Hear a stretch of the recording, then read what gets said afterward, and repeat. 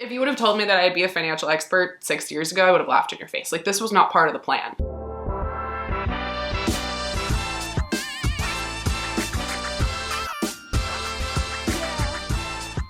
Hi everybody, my name is Tori. I run Her First 100K, which is a money and career platform for women. I believe I was put on this earth to fight for your financial rights. I'm gonna help you get more money, save more money, become smarter with your money in a way that isn't judgmental or shamey, and that doesn't involve anything that Dave Ramsey has said ever. So if you've been with Her First 100K for a while, if you followed us on any of the other social media platforms where we actually have followers, then you know that this 100K journey was not only my personal journey, but like the way we built our company and the way we built our brand. So if you've been around here for a while, this is a story you already know, but if you're new, well, cool, strap in.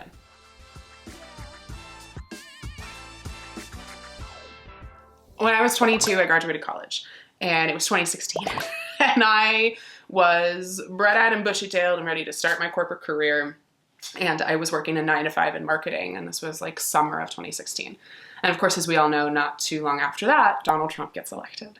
And I am coming into adulthood, but really into womanhood in a very different country than I think a lot of us expected. And I am realizing what kind of person I want to be. But like more than that, like what do I stand for? How do I show up? And how do I give myself all of the options available to me to make decisions that actually feel right for me and that actually try to make the world a better place? With the election as well, I was realizing that when I had money, I had options. I had the ability to leave that toxic situation or to donate to causes or candidates or organizations I believed in. I had the ability to take a vacation and to purchase really rest and stability. And I realized that maybe this was it. Maybe this was something that I could do, not only for myself, but for other women, as our way of fighting the patriarchal system that exists, that demands hustle and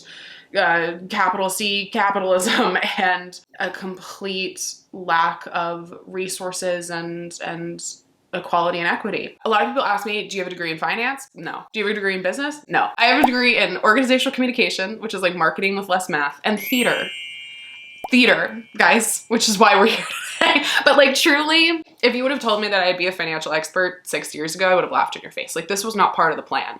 But with the election, with me being in my early 20s, with me having money and getting myself out of situations I didn't want to be in anymore, I was like, oh, this is it. The name Her First 100K came from my own journey to try to save 100K at 25. Now, how did that happen? I was a nerd and was reading another financial blog about this woman who was able to have a net worth of 100K at 25. And I thought, oh, maybe I can do one better and actually save 100K at 25. Now, I had no idea how I was actually going to do this. I'm the kind of person who like sets crazy goals and then figures out like how to do them later. I think if your goals don't scare you, they're not goals. They just are things that you already know are going to happen. So for me, it was like, okay, 100K at 25 seems like an interesting thing to strive for personally. And the joke was, as long as I did it the day before I turned 26, it still counted, like 100K at 25. And I wasn't making six figures. I was living in Seattle, living alone in Seattle, especially in the early days of the 100K journey. A lot of people were like, oh, you live at home. And I'm like, I lived at home for like 3 months of my corporate career, like the first 3 months. Like I lived on my own. I was still going out to eat. I wasn't eating oatmeal every day. Like I was trying to find that balance between spending and saving money. And so the Her First 100K Batman origin story was me trying to save 100K at 25 in early 2019. And I publicly, kind of declared this goal and started building a brand from it. So let's talk about how I actually did it. So September of 2019, I hit my goal somehow. Like I'm 25, I had just turned 25 in July, and I hit my goal of 100K at 25.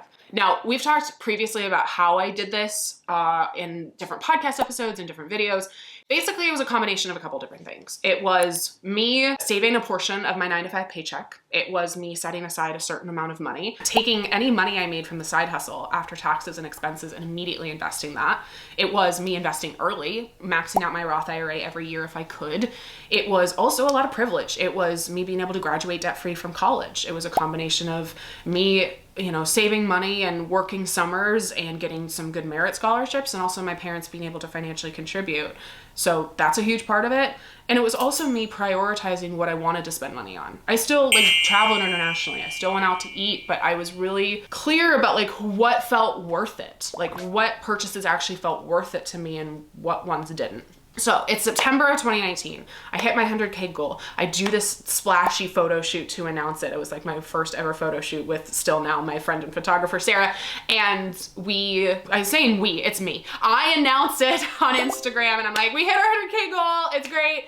And then I go to Europe to celebrate. While I'm in Europe, at a pub in London, on our last day of our trip, I get a call to be on Good Morning America, which is like, Claire just mouth, oh my God, which is like huge, like massive. I go on GMA and I've actually never told this story. I got offered to like fly out there. They don't pay for it, but you can. But like they invited me into the studio. They're like, come to New York.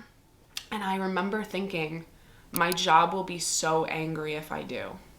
Like my company will be so angry if I take part of my unlimited PTO and go and fly out there and do the interview. And so I didn't. I did it from my house the day I got back from the trip. So I read an article about someone saving 100K at 25, and I was probably 21 or 22 when I read the article, and I crunched the numbers, did some math, and realized that that might be possible for me. Dunlap hit her goal months before her self-imposed deadline. I should have gone out there, like, because what ended up happening is I quit my job 2 weeks later. The company and individuals at the company did not like that my side hustle was becoming successful. Again, this is a whole other video, but like it was that moment where it was like, okay, I have momentum in my business. I have money in the bank to you know, preserve the lifestyle I do have, or at least to give me some runway. And that was the permission slip I needed to quit my job. That was the permission slip I needed to say, okay, we're gonna actually go for it, because again, money gives you options. And that 100K goal was really this idea of, if I save 100K, that means that I feel more comfortable going for it. So went on GMA, quit my job 2 weeks later, and just before a global pandemic, decided I'm gonna be a full-time entrepreneur. And went full-time November, December of 2019 with the business, and honestly, shit just took off.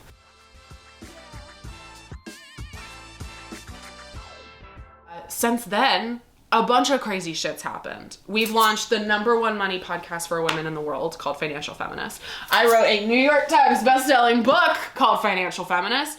We're a community of 4 million people here, and we help women save money and pay off debt and just feel financially confident. And the coolest part of my job and our team's jobs is that every 5 minutes we hear from a woman somewhere in the world saying, I saved my first $1,000, or I left a toxic relationship. I left an abusive relationship because I have my own money now, or I paid off my student loans, or I just feel like there's hope for the first time ever. And wow, if that isn't humbling. So it's just crazy what this community has turned into and what it hopefully will continue to do. And I'm just so honored and humbled to be here. So that's the 100K story. Y'all, this is just the kickoff. This is like the first video. We have so much coming for you in terms of actionable content for you to start building your wealth, start saying fuck off to these bad situations, and honestly just start feeling better about your money. So if you like what you saw today and want to see more, you can like and subscribe and do all of the things, share with your friends and family.